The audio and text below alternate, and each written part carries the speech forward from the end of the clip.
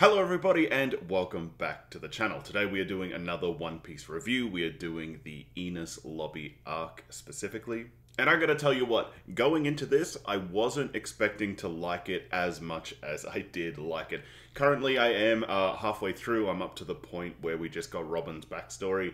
I wanted to do this in two parts and I thought that that was the most logical place to stop because doing it in two parts gives me the most amount of time and opportunity to talk about everything that I can talk about. Now, there are a lot of things that I wasn't expecting. There are a lot of things that I really liked. I will say that in my last review, I did say that I was expecting this to be like a really well thought out, really planned and well executed, like prison break kind of scenario. Turns out it was not like that at all, which honestly I did really much prefer. I much preferred the way that it went with, like, they were, driving in and they were like, all right, so this is what we're going to do. Frankie's crew and all that, we're all going to go and we're going to open these two gates and then you guys are going to come in with the, the bullet train and you're just going to go and you're going to save everybody. Don't worry about us, just like if we're dead, if we're dying, just like walk over our dead bodies and like go and save this person. That's all that matters. That's the plan and we're sticking to it, right? And Luffy's like, yeah, cool, I get the plan. And then like he immediately disappears and shoots himself over the gate. I much more preferred like this kind of just like, they just kind of crash through and they're just like, yeah, woo, here we go. Not that I usually talk too much about like the fighting that happens in One Piece because like to me, fight scenes are all down to the interpretation of the reader. Like I can't really comment too much on a fight scene because my interpretation of it would be different to yours. So when I'm reviewing books, I don't usually talk too much about the fight scenes because I believe that it is more up to your interpretation than it is mine as an impartial reviewer. But anyway, there's a few big things that I want to talk about in this review. Specifically, I loved the inclusion of the giants. I thought that was so clever. I loved the inclusion of the giants guarding the gate and how they were tricked by the world government to do it, and we'll talk about that more later on. I really enjoyed this kind of showing of the world government. We got like the secret organization, the secret like assassin organization that is corrupt, but like corrupt for the right reasons, so to say. They're like corrupt because they're trying to do good for the world, but really it's super suspicious and you're like, yeah, you're probably just an a-hole that's trying to do bad things, but you're justifying it to yourself by saying you're trying to do good for the world, which is like, it's great layered villain, and I do like that. But one of the bigger things that we need to talk about is Luffy in this one. Now, I haven't really been talking a lot about Luffy in the past arcs because Luffy hasn't really been having a lot of stuff going on, right? Like, I feel like a lot more other people have been having their time in the sun, and Luffy's just kind of been like that guy at the end, that just kind of cleans up the whole mess. But in this one, we got to see something really interesting. We got to see Luffy go into second gear, or however you want to call that. Luffy has got some form of power upgrade. And you know what, I'm just going to go straight into this and let's talk about this. Because this is incredibly interesting to me, right? Because a couple of things happened in this one. Firstly, just before we get that scene where Luffy is like, all right, this is it, I'm going into second gear, and he's like there and all the like steam and smoke comes off of him. Just before that moment, we get the scene where the guy that's eaten a devil fruit already sees the other two devil fruits in front of him, and he like freaks out and he goes, hey, like, get those away from me. Don't you know that I've got a devil living inside of me? If my devil sees that devil fruit, then the devil in that fruit will come out and they will like fight each other and I'll explode. Or he says something like along those lines, something very similar. And then Bruno is talking to him and he, goes into more detail and he's like, that's just superstition. You should know that that's just superstition. It's just a story built off the fact that if you're greedy and you eat a second devil fruit, then you will spontaneously combust and explode and die. Now, in that scene, I wasn't sure if that was like speculation or if that was fact. And I think that that was the way that it was meant to be presented to you. I think that it was meant to be presented to you in like, you must be a very strong individual to survive having two devil fruits. Obviously, that's just my speculation. I'm not saying that's whatever, but I'm going to say that that's my theory. And so when in the very next scene we see Luffy and he enters like second gear and suddenly he's got like smoke and, you know, mist or whatever coming off of him. And he's got a brand new power that like lets him, you know, use the force, you know, airbend or whatever you want to call it. It seems surprisingly like Luffy might have eaten a second devil fruit. And my massive theory as to like why Luffy would have eaten a second devil fruit is his like second gear, it has nothing to do with Rubberman powers. Right, like so much in One Piece is like just bizarre, illogical nonsense, but on the other hand, so much in One Piece is incredibly logical and founded and like makes so much sense. So for Luffy's second gear to just be like using the force or like airbending or whatever, you know, I haven't had a lot of exposure to it yet, so I don't really understand it yet. It seems odd to me that like the evolution of his Rubberman powers is airbending. Now, in that fight, Bruno does say that like, oh, Luffy has, you know, he's so strong or whatever, he has discovered how to use this certain power. And off the top of my head, I can't remember it, and I can't find it in my notes either, but I did write it down, and he like named this certain thing. And I imagine that it's the same kind of thing that Zoro has, like his like this mystical power. He's like, you know, chi energy or whatever you want to call it.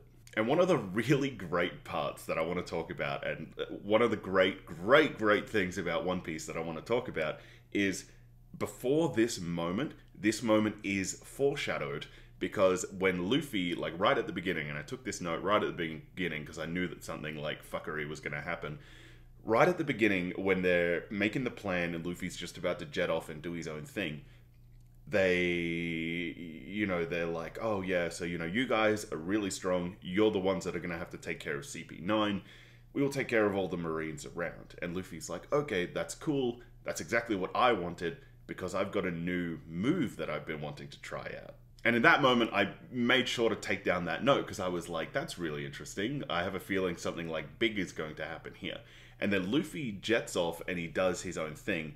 And he runs around and he's just like beating up all the Marines, which is something that I really liked because, you know, with these people getting so strong, it is nice to just watch them like cut through regular people. Like, I don't know if you guys ever played the Dynasty Warrior games. Isn't there, I believe that they were going to make a One Piece version of Dynasty Warriors, and I think that they were going to do an Avatar: The Last Airbender version of Dynasty Warriors as well, like in that vein where you just kind of like rip through people. Ooh, I just hit my lamp, that's awkward.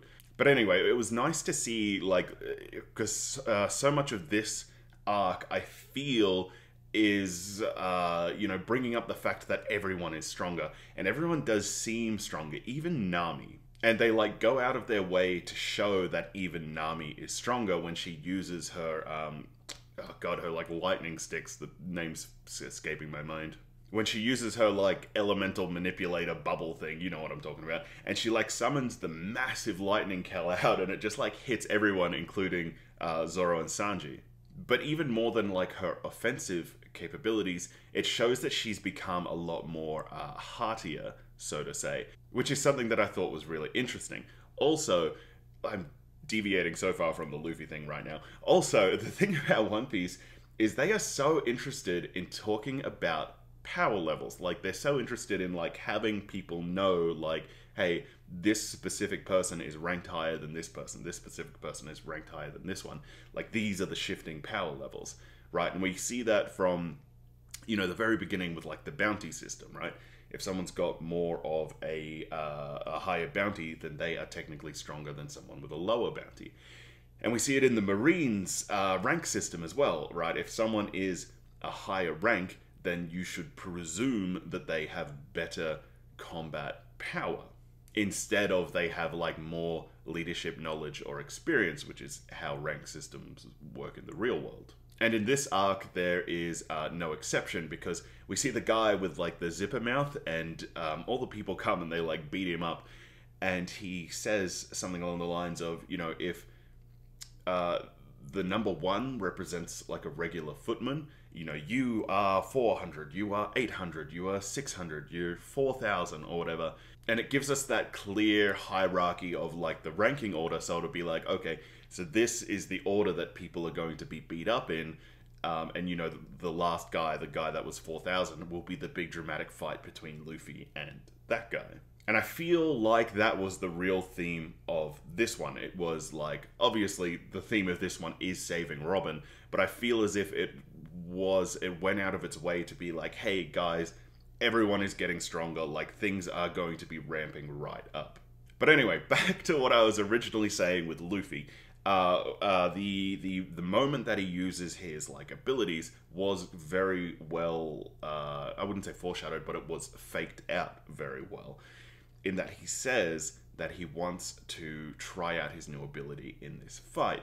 And as he's going through and he's dynasty warring and he's like punching everyone and just like blasting everyone away, he wraps himself around a guard and he goes like gum gum robot. I believe the word was like ally robot or something.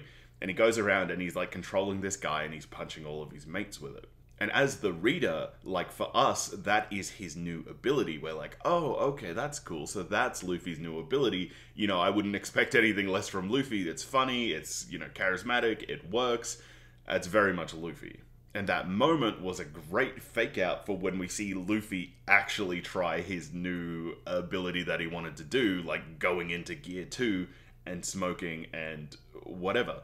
So I'm really excited to find out what happens next with Luffy's power level, because as he is fighting that guy and he goes into Gear 2 or whatever and he starts airbending at him, Bruno is standing there and he's like all messed up and he's just about to faint, and then Luffy goes, alright, I'm gonna have to take this to the next gear, and he like puts his thumb in his mouth, and it implies that Luffy has a third gear. And in that moment when he's you know, fighting Bruno, he also brings up something really interesting. He brings up the fact, and this is something that I've been wondering for a while, he brings up the fact that after he encounters Aokiji, and he saw how strong that guy was, he was like, there are like really strong people out there in the world, and if I'm going to become king of the pirates, I need to become stronger. Especially because of the fact that a lot of my crew members, or you know, some of my crew members are quite weak, and they will not be able to stand up to these people. So I have to be able to stand up even higher and stronger to these people to protect the people on my crew. Because even though they're weak, I still want them. And I have to be the strongest so I never lose them. And it was in that moment when he said that that I was like, ooh, I wonder if that extends to Usopp. I wonder, because this is the other thing that I wanted to bring up. I feel as if Usopp will rejoin the crew, right? I feel like Usopp obviously had that turn of heart when he became the Sniper King. And after, you know, the Going Merry, like, smashed and he realized, well, like, okay, I've got nothing to go back to now. Like, the Going Merry was the reason that we had this massive fight, but now it's destroyed. Like, we don't really have anything to fight about anymore. And there are certain things that just bring people together, such as rescuing crewmates. But, in saying that, this is still a great opportunity for them to just be like, have Usopp go out with a bang, you know? This is a great opportunity for Usopp to become very heroic, right? At the end of this arc, he does something very heroic and, you know, lets everyone escape and he stays behind. Or maybe he jumps on a different boat while they go on the train or whatever. You know, this is a great opportunity to write Usopp out of the story and just be like, you know, Usopp is like, you know, I'm glad that I was able to do this last mission with you guys. I'm glad that I was able to save Robin, shake Luffy's hand and just be like, hey, look, no hard feelings, captain to captain, you know, no hard feelings kind of thing. Because like I did say, Usopp's arc has already, like, it's done its thing. He's become a brave high seas warrior. So, you know, going forward, I would be very interested to see how they would do Usopp's arc, because, like, they would have to have him be a lot more heroic. Or, the other thing that I was thinking of was when I first saw the guy, Padman or Spadman, or fuck, however you say his name, when he was like, I've got, you know, a couple of devil fruits for you guys, and we see, like, the bananas and a cantaloupe or something. My immediate thought was that Usopp was going to eat one of the devil fruits and that would be his new arc. It would be like he started as the coward and a liar and blah blah blah, and then he went on the seas, he grew, he became a new man, he became this adventurous, brave high seas warrior, but he never really had the skills to match the other guys on his crew. But if he was to eat a devil fruit, then he would suddenly have those skills, and that would be his new arc. But then that idea was very quickly destroyed when the other people ate the devil fruit. But I was just like, that's a really great idea. Like, if they were to have Usopp eat a devil fruit and then have them pursue that arc of, like, Usopp learning how to use devil fruit, Usopp becoming more powerful, and, being able to, like, back up his, like, bold stories that he used to tell, being able to really have the power to back up those stories, that'd be a really interesting take on Usopp. And honestly, I kind of hope that they do go in that direction. I really doubt it, though, because, everyone's kind of got their space and their role on the ship so far already, but I think it could be a really interesting thing. Just a random point, we also find out why the frog has been, like, punching on with the train for so long. It's because he's been trying to get stronger to prevent himself from losing loved ones in the future after he lost Tom. I honestly thought that was kind of anticlimactic, because it was just like, the old woman, she was just like, oh yeah, that's Mr. Frog, he's just been jumping in front of the train because he's trying to get stronger. But then we see it a little later on when he's, like, standing in front of that, the big courtroom or whatever, and he's just like, bow, bow, bow, bow, bow, just, like, pushing everyone away and fighting the big ball and chain guy, the jury, I believe they're called. But it does lead me on to a question. Do frogs have some kind of special place in Japanese lore or something? Because I remember in Naruto, there's, like, a guy that, like, summons big frogs to fight for him, or, like, it's like a special kind of sage or something that can, like, summon giant frogs to fight for him. And it's something that I've seen in, like, other Japanese cartoons too, like a giant frog with, like, a pipe in its mouth or something. Is this like is there some kind of, like, tradition or story behind this, or is this just, like, something funny that the writers like to put in? What's the deal with cartoons and frogs? Another random part is when Luffy and Chopper, or, like, everybody, meets the Sniper King. And I also watched the Sniper King intro, because a lot of you guys told me I should watch the Sniper King intro. And I watched both the subbed and the dubbed version. And the lyrics to those songs are actually really incredibly different, even though the animation is exactly the same. So it was kind of funny, because I watched the sub version first and then I watched the dub version. And it was kind of funny to, like, see the same animation, but the lyrics be completely different.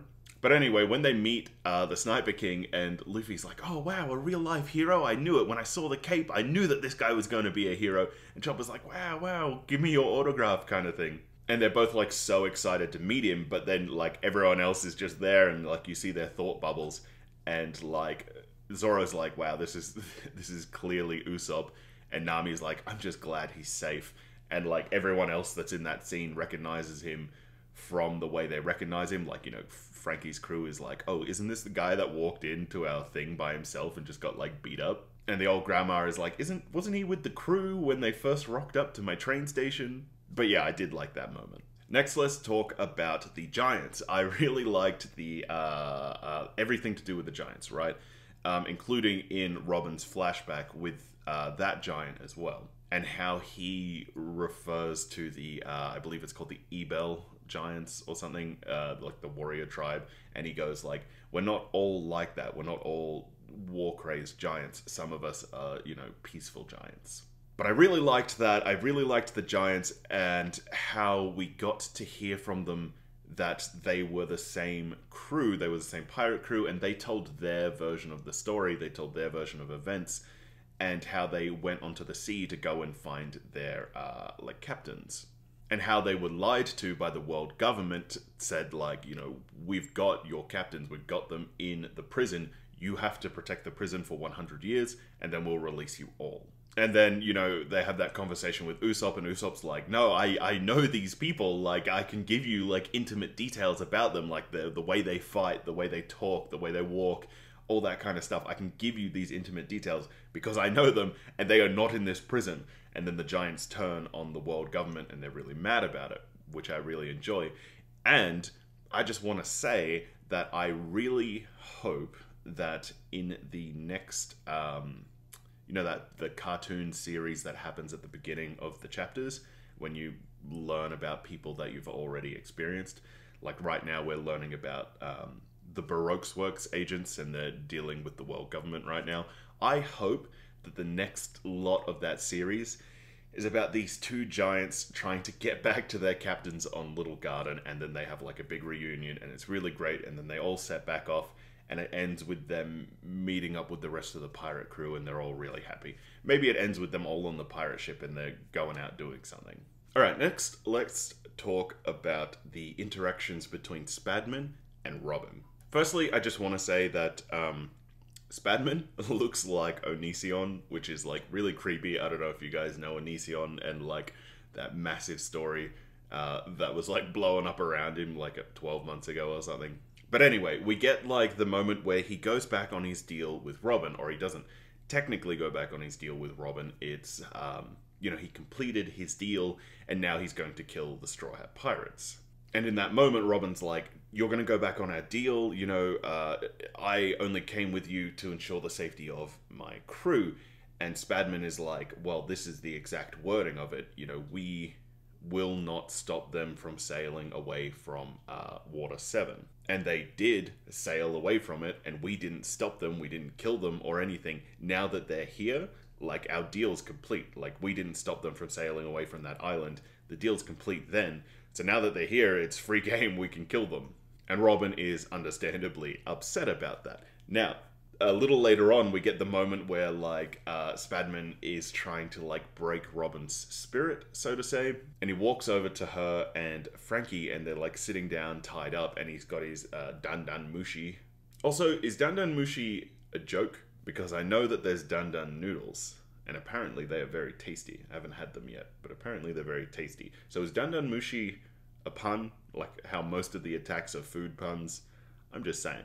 Anyway, he goes over there, and he's expecting that to get a report that they've lost 5 people because the phone went out before old mate could say 400, 500. He got hit in the head and blown away. He's just said 5. So Spadman believes that he only lost 5 people in the fighting.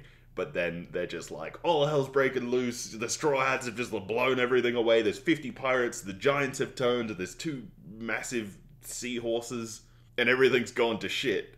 And Robin and Frankie hear that, and, just to build on my theory that Frankie is going to be joining the pirate crew, he's like, hey, your crew's really great, your crew's coming for you, you should be happy, blah, blah, blah. I wish my crew was coming for me. Little did he know that his crew was actually coming for him. Which, now that I say that out loud, sounds kind of like a double entendre because, I'm pretty sure he's going to join the Straw Hats. So, both of his crews are coming for him. And then Frankie uses, a big fart power, fills his butt with, gas from the cola, I think, and, explodes out. Now, it was in this next moment when, after Luffy has beat Bruno in the fight, and we see all that crazy stuff from Luffy, and all that's gone down, and Luffy's standing on the one building, and Robin and Frankie are standing on the other, and Robin yells at Luffy, and he's like, or she's like, how many times do I have to tell you, I don't want to be saved, I don't want to go with you, I just want to die. And in that moment, we're just kind of like, maybe you should just leave her alone. I mean, I'm just saying. But then the rest of the crew rocks up, and Luffy is like, look, if all you want is to die, that's fine. That's your choice. But do it with us. Don't do it with these people that, want you to die. Do it with us people that will actually care if you die. Which I thought was a really, great, powerful moment where Luffy is just like, if that's what you really want, then we're not going to stop you. But do it with your friends. Don't do it with people that hate you. But then we get into Robin's backstory, and everything changes. Everything gets recontextualized. In terms of backstory, I'm going to say that it goes Chopper, Nami, then Robin, then probably Sanji's backstory, or maybe Sanji and Robin can, like, maybe they could be tied. I'm sure Sanji would like that, to be on the same level as Robin. But anyway, everything gets recontextualized, and I'm going to talk about Robin's backstory, but I just want to talk about, like, the end of Robin's backstory first. When we find out, because so often, like, we were getting these, like, snippets of Robin's backstory, and people would be like, anyone that Robin hangs out with dies. You know, Robin is the sole survivor of everything. And it wasn't until the very end, and they didn't really, like, say these words, but, like, if you're observant, then you could catch onto it. Robin, it is shown that, like, everyone betrays Robin. So like, nothing was ever really Robin's fault. She was just trying to be alive. She was trying to, like, live her life, which is what the giant said to her, like, Robin, run, live your life, live your best life. And that, I believe that's also what the mum said as well. And that's all she does. She, like, goes and she gets, like, taken in by, like, you know, certain people. She gets taken in by, like, workers or, like, pirates or whatever, and she's just trying to live her life. But each one of these people betrays her because she's just worth so much damn money. And it just shows her, like, bouncing between all these places and, like, everyone betraying her. And then after, like, we see all of that and she, like, finally ends up working for Crocodile, she says something along the lines of, like, everyone has betrayed me and it's only a matter of time until you betray me as well, so I would rather just kill myself. I would rather just die. And it's so insane. There's such a, like, insane recontextualization of, like, everything that we've gotten from Robin. How, like, everyone is just like, Robin is bad news. Robin is the one that, like, gets everyone killed. When in reality, Robin was the victim the whole time. Robin was the one that had to run away from everything because everyone was betraying her constantly. I did really like that. I really, really enjoyed that recontextualization of that story. I thought it was great. You know, it's been foreshadowed for, like, ever since we got her in the end of Alabasta, I believe was when we got her. But now we need to talk about Robin's backstory.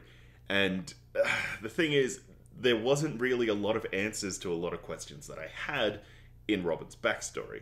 First of all, they didn't tell us how Robin got her devil fruit powers. She has the devil fruit powers at the beginning of Robin's backstory when she's 7, I believe, or 8 or something. So that was the first thing. We didn't get the information as to how Robin got her abilities.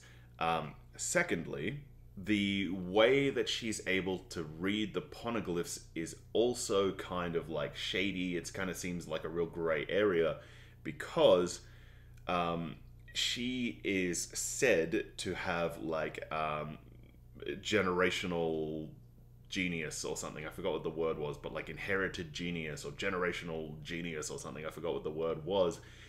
And they didn't really describe what that meant, whether she's just, like, incredibly smart, she's able to retain a lot of information and be incredibly smart, or does she have intelligence from the people that came before her? Like, a little later on, when she's talking to the mother, she says, like, I studied real hard and I'm able to read the poneglyphs. And it's like, and the mum says, wow, that's a really hard thing to do. I wish I knew that. I would have taken you along with me. And it kind of makes this real kind of gray, murky area. Like, did she study to learn how to read the poneglyphs? If so, how did she do it? Because why isn't more people doing that? Or did she inherit that information through her, like, inherited genius? I feel like that was kind of a gray area that could have been explained a bit better. But now that I'm, like, saying the words out loud, I have a feeling that it's not, like, inherited knowledge. I have a feeling that it is more she studied because she is shown to be reading a lot. You know, when she's really sad and she runs away and finds herself in the library, the Mr. Clover, Dr. Clover, is like, you can read any of these books. There's so much information in here. But it's like, if the information about how to read the poneglyphs was so controversial and important and something that they would like to hide in their little basement that they had, how would have Robin gotten a hold of it to read it and to study it and to learn it without those people knowing that that book was missing? Maybe I'm reading too far into this. Maybe I didn't understand it. I don't know. I'm just saying that was kind of like a weird gray area for me.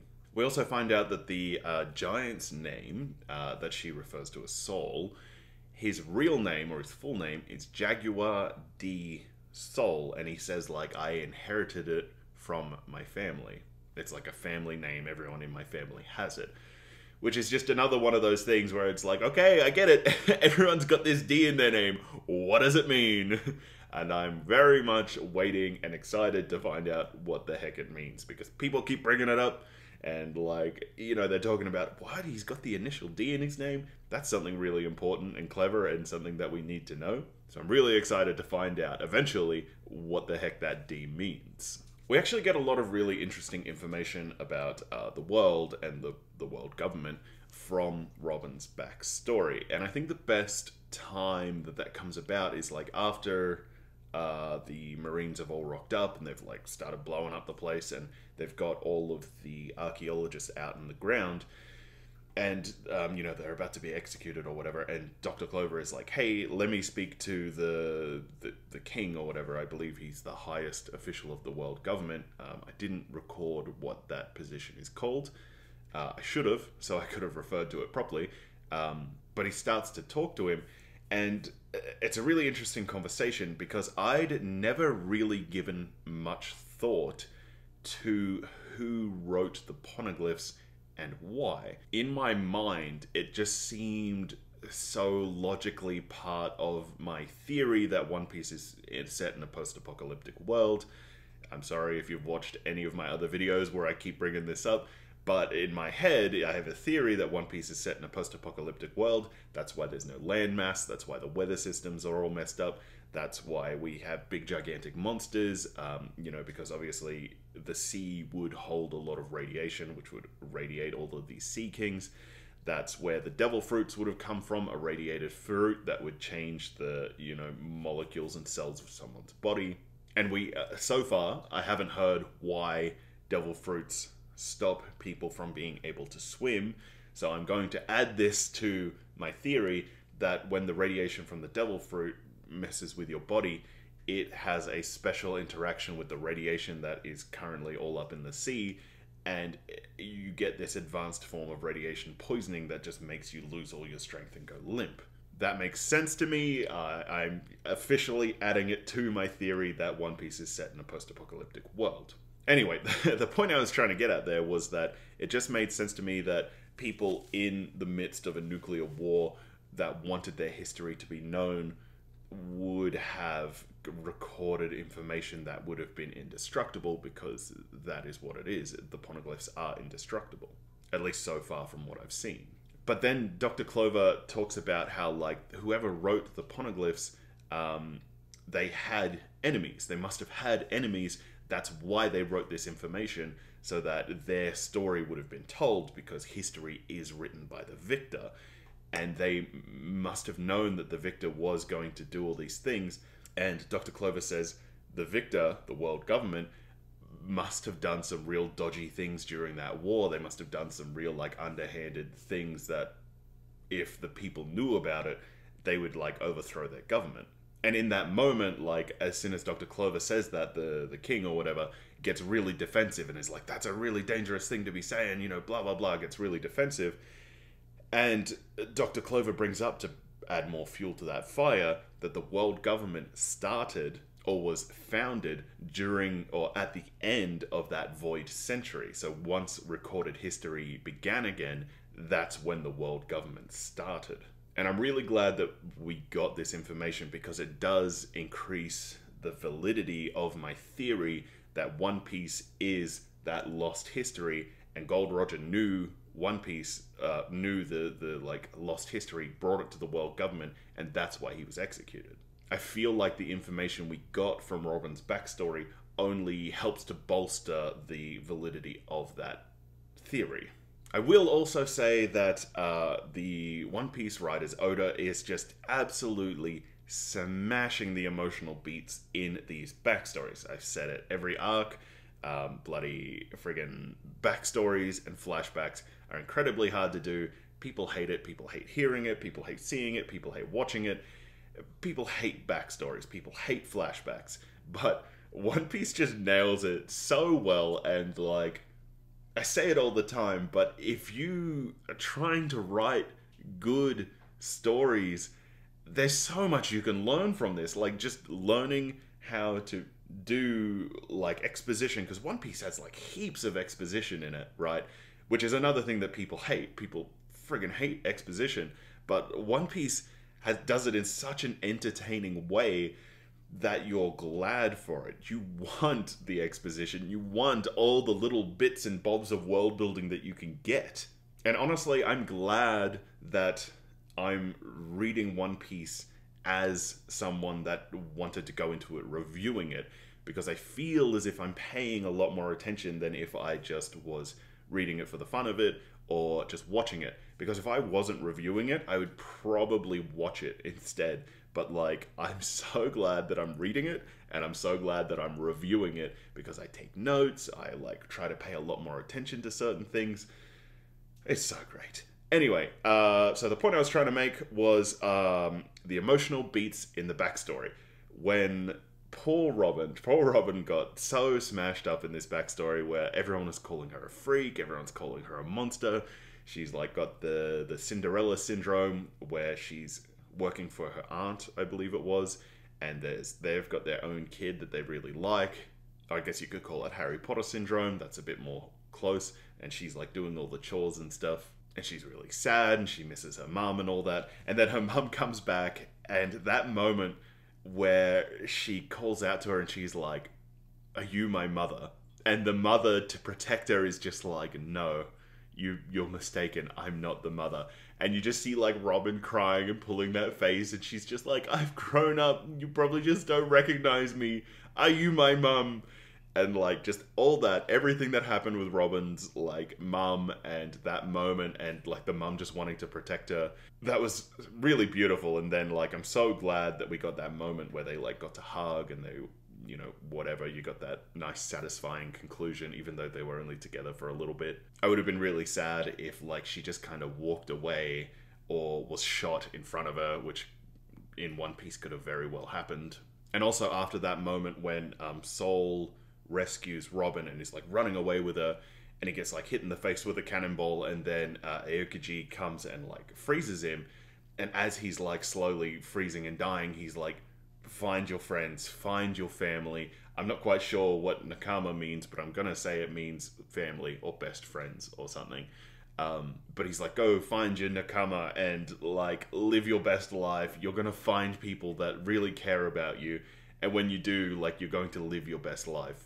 You know, when life gets you down, you just gotta laugh. And, you know, that moment is so great. And then we get that scene afterwards where, like, Robin is just, like, rowing away from the island and everything's just on fire and she's crying, but then she, like, starts laughing like the giant told her to do. That whole thing is so great. We also get the moment where Aokiji lets her escape, but not only lets her escape, helps her to escape. He has the boat or whatever, and then he lays out a shipping lane made of ice, and he says, "Look, you know, I'm not letting you escape, you're just escaping. If you follow this trail of ice, you are going to get to the next island. Just know that, like, if you become a criminal, I will be the first one to hunt you down. Try and live your life as low-key as possible." And I did really like that moment, because it was like, in that moment, he had to kill one of his comrades, but he was like, you know, my comrade died saving this little girl. It was a seed that he's planted. I will allow this seed to grow, and let's just see what happens. And I did really like that kind of, I don't even know what to call it, but, like, you know, he killed his comrade, but he completed his comrade's mission, but all while staying within the law of the government, because he didn't help her to escape, he let her escape. And then we go into all of her, like, flashes of, like, people taking her in and then betraying her because she's worth so much money, and finally meeting up with Crocodile. And yeah, basically that is the point that I am up to in this story. By the time you see this, I will have already finished Enies Lobby, because it does take me a couple of days to upload these videos, and it only takes me about a day to read the 25 chapters or whatever. So by the time you see this, I will have finished Enies Lobby, so feel free to talk about spoilers in Enies Lobby in the comments, you won't spoil me for anything because I should already have finished it. My internet is kind of crazy right now, so ideally I would get this up on Thursday morning like I always do. In case you don't know, my local time, I release these at Thursday at 6 a.m. But yeah, I'm gonna, hopefully my internet cooperates. I have next Monday off, so I may hopefully do a live stream on Monday. I will probably set up a poll sometime on this weekend to ask what the best time is to stream on a Monday. Also, I will try and film my video, like my part 2 of this, as soon as possible, so I can guarantee that my video will be up next Thursday, because I hate missing deadlines, and I set these deadlines for myself, and I really hate to miss them. Anyway, guys, I hope you liked this. Please like the video, subscribe to the channel, leave me a comment down below. I hope you'll join my live stream. I hope you'll join the lovely community that we're building here on the channel. You know, I love the One Piece community. The One Piece community is welcoming me with open arms. It's pretty great. Anyway, till we meet again, thank you very much.